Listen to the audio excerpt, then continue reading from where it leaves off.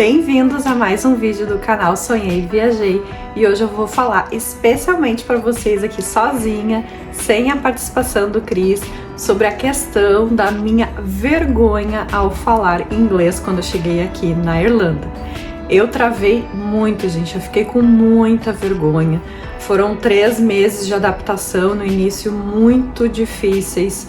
Eu chorava quase todos os dias porque eu não estava trabalhando, então o dinheiro não estava entrando na conta, só o Cris que já estava trabalhando, porque ele conseguiu um emprego bem mais rápido do que eu, porque ele nunca teve vergonha de falar inglês, mesmo cometendo erros ou não, ele sempre se expôs, sempre falou inglês, nunca teve problema nenhum de conversar, de pedir informação, de fazer um pedido no restaurante, enfim, tudo ele fazia de uma forma muito independente, ele não dependia de mim. Eu era totalmente ao contrário, eu dependia muito dele o tempo todo, porque eu queria que ele falasse, eu não queria eu falar, porque eu morria de vergonha. Se você me perguntar por que eu agi dessa forma quando eu cheguei aqui, eu nem sei te explicar, porque eu não me considero uma pessoa tímida.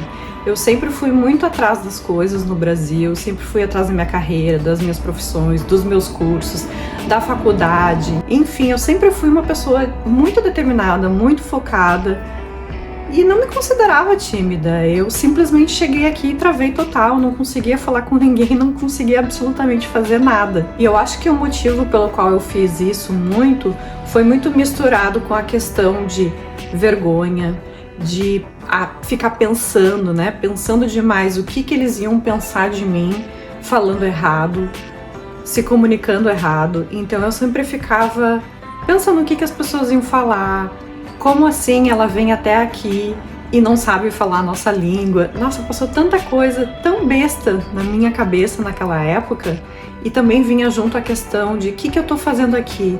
Eu larguei uma carreira boa, um emprego bom, um salário bom no Brasil, e eu me questionava muito no início o que eu tô fazendo aqui. Então eu acho que esse mix de emoções e coisas me prejudicaram muito no início.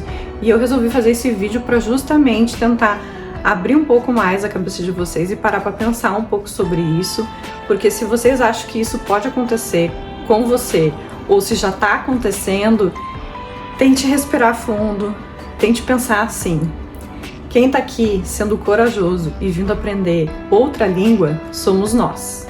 Eles já nasceram falando inglês, eles não precisam muitas vezes ir atrás de uma segunda língua.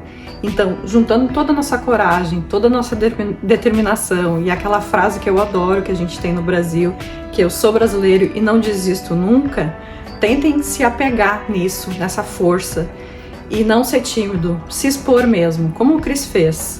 Falando errado ou falando certo, ele foi atrás, ele tirava informações, ele perguntava, se tinha que fazer um pedido no restaurante ele fazia, se tinha que pedir emprego ele ia, gaguejava, falava tudo errado, gramaticalmente, ortograficamente, tudo errado.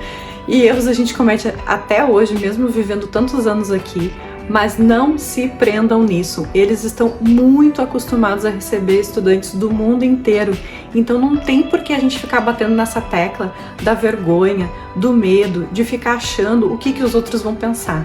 Lógico que talvez vai acontecer de tu cruzar com pessoas no teu caminho durante a jornada do intercâmbio ou da tua decisão de morar aqui na Irlanda, vai ter pessoas babacas que talvez vão criticar o teu inglês, ou vão corrigir o teu inglês, ou vão rir da tua cara porque tu falou e pronunciou uma palavra errada.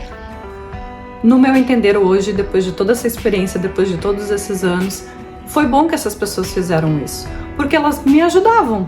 Se elas me corrigissem, elas estavam me ajudando a melhorar minha pronúncia.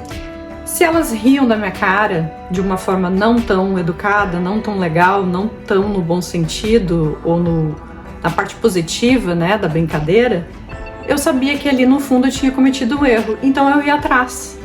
Eu ia tentar saber, aprender mais, ver na internet como é que era a pronúncia, como é que se fazia, como é que se pronunciava aquilo, já que eu recebi um feedback negativo de uma pessoa não tão legal, não tão paciente, que me corrigiu ou que tirou sarro da minha cara.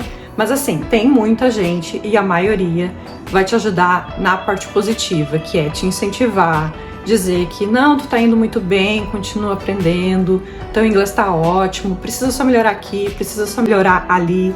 Então assim, a maioria, graças a Deus, é muito receptiva, corrige a gente numa boa, dá conselhos numa boa, até porque, gente, se tu parar pra pensar na fila do pão, né, nesse rolê, quem tá aqui pra aprender e que é corajoso, que somos nós, estrangeiros, independente da nacionalidade, é que merecemos aplausos, é que merecemos qualquer admiração.